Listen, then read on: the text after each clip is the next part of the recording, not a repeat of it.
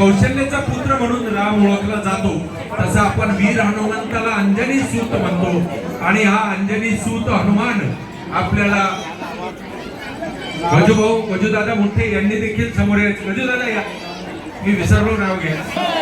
पवन सूत वीर हनुमान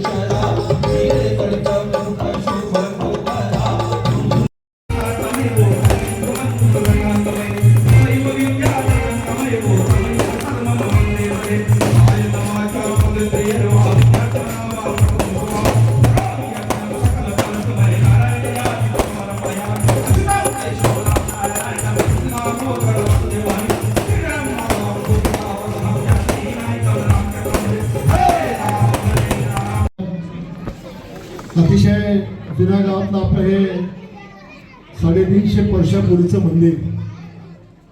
अनेक वर्षापासून आपण सगळ्या महिला सगळे पुरुष या मंदिरामध्ये कधी रामनवमीला येतात, कधी कृष्ण जयंतीला आम्ही येतो, गोकुळाष्टमीला येतो, कधी आम्ही जगदंबेच्या नवरात्रीमध्ये येतो, तर कधी चैताला पण येतो आणि हनुमान जयंतीच्या निमित्ताने सुद्धा आपण सगळे या ठिकाणी नतमस्तक होतो। अतिशय भक्तिभावना आपल्या जुन्या गावातल्या या सगळ्या परिसरातल्या महिला आपल्या परिवाराची संकट दूर होण्याकरता, परिवारामध्ये सुबत्ता येण्याकरता, वैभव प्राप्ती करता, आपल्या लेकरा बाळाचं जीवन सुखकर व्हावं याकरिता, नव्या आर्थिक संपदा घरामध्ये यावी याकरिता आपण सगळ्या लोकांचं हे दैवत असणार हे मंदिर। आणि या मंदिराची मागच्या काळात झालेली दुर्दशा मला आठवते की 1984 साली आपण शिवसेनेचा आमदार इकडे निवडून आणला आणि फार मोठं स्वागत आपण करत करत फुलांच्या हार टाकत आपण इथे कार्यक्रम घेतला। आणि त्या दिवशी आपण सगळ्यांनी संकल्पना केली की या मंदिराचं निर्माण आपण करू। कारण ज्यावेळेला गोकुळाष्टमीला मला आठवते 93 साली 12 वाजता जन्माष्टमीच्या वेळेस खूप पाऊस आला आणि मंदिर धबाधबा गळायला लागलं। सगळ्या महिला माझ्याकडे आश्चर्य पाहू लागलेत, मी साधा नगरसेवक होतो, की या मंदिराचा जीर्णोद्धार कधी होईल म्हणून। आणि मग आपण इथे सगळा कार्यक्रम घेतला, सगळ्या नेत्यांना बोलवलं, पण त्या ठिकाणी आपल्या सगळ्यांचा भ्रमनिराश झाला, कोणाकडे आपण मदत झाली नाही। माझ्या वडिलांचं स्वप्न होतं, माझे वडील या संस्थांचे अध्यक्ष होते, आईचं स्वप्न होतं संतोषी माता मंदिर बांधावं, वडिलांचं स्वप्न होतं हनुमान संस्थानाचा उद्धार मंदिराचा जीर्णोद्धार झाला पाहिजे। आणि तुमच्या सगळ्यांच्या आशीर्वादाने मला राजकीय ताकद मिळाली, मी आमदार झालो आणि 1,30,00,000 रुपये आपण या मंदिरावर खर्च केले आणि आज हे मंदिर या ठिकाणी सुंदर असं या ठिकाणी बनतंय। माझी मंदिर व्यवस्थापकाला विनंती आहे की यापुढे कुठल्याही लग्नाचा वराळ या मंदिरात खाली थांबणार नाही। मधामध्ये जे डिवायडर आपण टाकलं ते आता आपल्याला काढून टाकायचं आहे। मी उद्या सगळी स्टाईल बदलायला सांगितले, उद्या नव्याने पुन्हा स्टाईल त्याच्यामध्ये लागेल।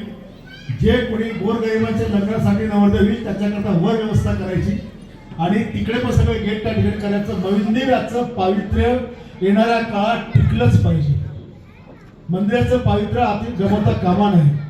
आणि जेव्हा केव्हा आम्ही लोक गोकुळाष्टमी असो, रामनवमी असो, हनुमान जयंती असो, नवरात्रीचा कार्यक्रम असो, दरवेळेला प्रत्येक जुन्या आपल्या या परिसरातल्या 11 जोडप्यांच्या हातून दरवर्षी पूजेचा कार्यक्रम एकेकाचा झालाच पाहिजे।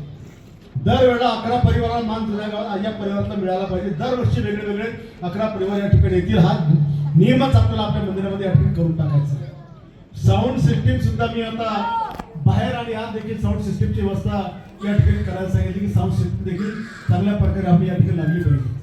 आज हनुमानाचा जयंती आहे। पृथ्वीवर ज्यावेळेस रावणाचा आणि राक्षस